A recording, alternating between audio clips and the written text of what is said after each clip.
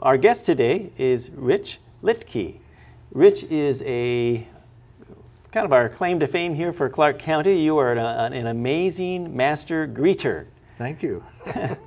What does that mean? I got to tell you, I'm in the trades business, a professional handyman, and they have master journeyman electricians, carpenters, plumbers, and I thought, you know, I ought to be a master greeter. And so I just titled myself Master Greeter. Didn't have to go to school for it. And I told my friends, I'm Master Greeter Rich. And they said, you're the master. So I'm Master Greeter Rich. So when people come into, for instance, you have a large role in your church, right? When people come in and you are the one to greet them, and you've been there for many years, right? I've been in the church for about 40 years. But I have a particular door that I've greeted at every Sunday since 1999. Every Sunday since 1999? Yes, except when I might be on vacation. But I go out and give seminars, but I don't give any on Sunday, so that I'm back. I give them Saturday. I fly back Saturday night, and I'm in my church Sunday morning to greet people. So what you do is, when people come to church, they want to be able to have somebody remember them. They want to be able to be warmly greeted, have yes. hospitality, that they are noticed. And you have developed that art, that skill to be able to engage with people and remember their names. Like, yes. Well, way beyond what mortals can normally do, right? And the key to that, Dave, is to just learn a few every week. So anybody that walks in that I don't know, I say, hi, my name's Rich, and I get their name. And when they walk away, I write their name down on a card. And then I transfer that name into a notebook like this. This is one I've had for about 2005, and I've got over 3,000 names in this book. So it's okay to write names down? Yes, you do it when, after they've gone, you've got a clear spot. But I review a year's worth of names every Sunday morning. So I'm going back to the last 12 months. So refreshment is a important part of that. Definitely, definitely. Yes. Most people make the mistake of greeting, I'm so-and-so, I'm so-and-so, and immediately that name goes away. What are they doing wrong?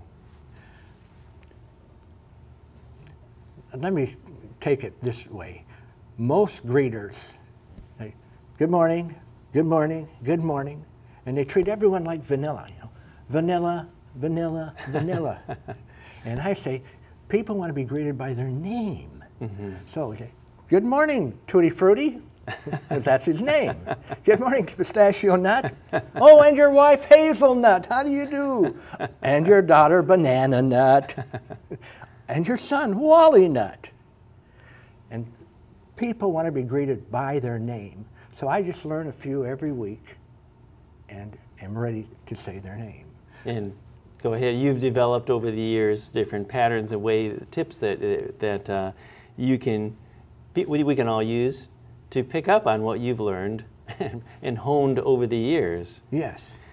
You've written something that, can you show us what you've written here? You've written a small book. This is How to Be a Master Greeter, and including the 11 actions that build a friendlier church. Uh-huh. And this has sold over 17,000 copies now. Is that right? Mm-hmm. And how do people get a hold of that? Through my web page, mastergreeter.com. Mastergreeter.com. Mm-hmm. They can go to that web page. They can learn about you, your techniques, and the book if they want to be able to become better at remembering people's names. Yes, yes. When did you write that book? I think 2004. It was my first printing. And the principles outlined in that, the techniques outlined in that, are something we can all use. Yes, right. Let me talk about how to remember names. There are two basic ways, and I've mentioned one. When you meet a person and you have a chance, write down their name and then write down a brief description about that person. Tall, bald, so that when you review that name, the name won't give you a description, but if you look at the description that you've written, oh, now I remember. Association. Association, that way. And then reviewing that. But the other way, I've said that I can meet 50 people with intervals between them so I can review. and remember about 45 names. These are first names. And I've learned to do that by welding a person's name with something about them. And you weld it through imagination and exaggeration. Because you can put names into three categories. And you've mentioned one, association. All of them are really association. But first category is names you're familiar with. And then second is names that are something. And the third is names you can make sound or look like something. Now, when I came in here today, your receptionist, she introduced herself as Shirley. And immediately I thought of Shirley Temple. That's a name I'm familiar with. So in my imagination, my exaggeration, I turned her into Shirley Temple. I was in Hollywood. This is so unique, I thought. I met a gal coming into the church. She had black hair, a young lady, and she said, "My name's Marilyn." And here goes my imagination and my exaggeration. I said, "Look here, I have met Marilyn Monroe in Hollywood, and she now has black hair." And the more I can exaggerate it to myself, the easier I will be to remember it. So it was a name I was familiar with, then I used my imagination, exaggeration, and met Marilyn, and that's how I remembered her name. So the exaggeration could be of facial features, of just different things that pop out. I think of those individuals that sketch what do you call those artists that amplify your facial features? Caricatures? Yes. Something so you like kind of that. do that in your own mind Yes. with them. Uh-huh. It's the exaggeration and imagination that really creates the weld. Makes it much easier to remember. Then there are names that are something. I met today here in the studio Miles. Well, Miles is something. And I just pictured him as miles and miles of road. And then there's another one. For instance, if a gal told me her name was Wendy, and this happened last weekend in Alabama when I was giving a seminar there. She had real tight curls, and in my mind, when she said her name was Wendy, in my mind, I blew her hair. Windy. Wendy, yes. Her hair didn't move a bit, but when I saw her again, that curly hair, that's Wendy. So names are something, and you just use your exaggeration and imagination on that. And then you can make names look like or sound like something. So if a gal came in and she said her name was Nancy, I would look at a feature of her, maybe earrings or maybe the dress or something, and I would cue on that, and I'd say, "Oh, there's Fancy Nancy." Take a feature, weld it with making it sound like something, using imagination and exaggeration. So this art that you've developed, these techniques that you develop, you're applying it, you're here in Clark County, but you're also traveling all over the place, the nation, I guess, to be able to teach others how to remember names. Yes. Right? How did that get started? It started because of my book. People found out about it, and I would write churches and tell them about it, and they would order the book. And then they'd say, "Well, you come out and give a seminar." So I've been from Alaska to Key West, Florida, to Grand Cayman, Singapore, and 19 states in the United States, giving these seminars. And it's a delight because they pay for the flight, they pay for the hotel, and I love giving a seminar. Everybody wins. They get the ability to remember names. You get to do what you love to do, and you get paid besides. Yes, right, a little bit. A little bit. What a deal. That works out great. Well, you're representing your little hometown here, and you're making the world a better place. That's great. You know, you mentioned hometown. When I go, I say I'm from the Portland, Oregon area. Because if I say I'm from Vancouver, Washington, I'm at the top of the state. Yes. So I always have to clarify. I'm in the Portland, Oregon Bottom area. of the state. Yeah. Clark County, Washington. Right. You have 11 actions that build a friendlier church. What is that? How do you apply that to business?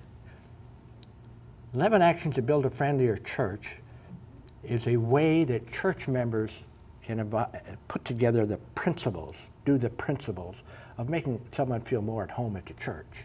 And I have these actions that I teach that help them to remember the principles. And I'm going to teach you. I want you to go with me. Okay, I'll go with you. Okay. The first is pray for new people. All right. And so you repeat that. Okay, pray for new people. Whenever we want to be serious about something in the church, we pray about it. So that's where we start. So you ask the Lord to bring people in to make them feel at home. Yes. And I tell people, you know, I don't pray a whole lot. I don't have long prayers. I just have a lot of faith. And so I say to the Lord, Lord, bring them in and bring them back. And that's pretty much my prayer, because I'll do the homework to remember their names. So with me, pray for new people. Look for the unknown. I saw that pause. Yeah. Look for the unknown, okay. Because normally when we go to church, we're looking for our friends. So notice those people that are new. Notice those people that are there for the first time to make sure you make them feel welcome and comfortable. Yes, yes. See, often we go to our friends to take care of our friendship needs. And here's a stranger standing there by themselves. They have friendship needs, and we ignore them. Mm. And I say, look for the unknown. Mm. Our pastor says it this way. At the end of the church, he normally says something like this: meet somebody new and be really nice to them, because they just might turn out to be your next best friend. That's good, very good. And you want to make them that best friend. Yes, yes. So, with me, pray for new people, look for the unknown, be the first to reach out. Be the first to reach out. So you need to be proactive. You need to take the initiative, be aggressive. If you expect that new person to come to you first, it's not going to happen. Mm-hmm. In fact, if that new person came up and started talking to you, introduced themselves, and you'd think, what are you doing? I'm the regular around here. Are you trying to take over the church? I've seen this. I have felt this. I've done it in churches myself. Well, you encourage it, right? Because some people are a little more extrovert than others. Some people find it easier, and it's just easier because most people aren't that. Take that initiative. And yes. When somebody goes into a new place, they kind of go in and observe, and it's really warm reception for them to be able to have someone come up, introduce themselves, learn their name, remember them, notice them. Yes, and the reason you're doing that, I have this little picture I tell people. I see a new person as an ice cube with a red cherry in it. And it's my job, well, the ice cube represents all the uncertainties they have about church and this church, and will I be met nicely? And so my job as a greeter is to make them feel at home, feel warm, comfortable in the church. Mm-hmm. So that gospel that comes from the pulpit and the worship team can reach into that cherry heart. So I'm there to make them feel at home. Yeah. And this doesn't just apply to church. This applies to people that we meet in gatherings, people in business, yes. For us to be able to recognize that they're significant, and you notice them. Yes. It's kind of a small feeling when you go someplace and you feel like nobody noticed. Yes, yes. You haven't connected. Uh-huh. That's right. So, let's go here. Okay. Pray for new people. Look for the unknown. Be the first to reach out. Be the first to reach out, okay. Do it with enthusiasm. Is that enthusiasm? Yes. Okay. That's the best I could come up with. Enthusiasm, okay. But I find that in the churches where I teach this, they come in church, the greeters come into church Sunday morning, and to each other they're going, that's our little secret code. That's the enthusiasm, okay. Yes. Remind them, hey, do it with enthusiasm.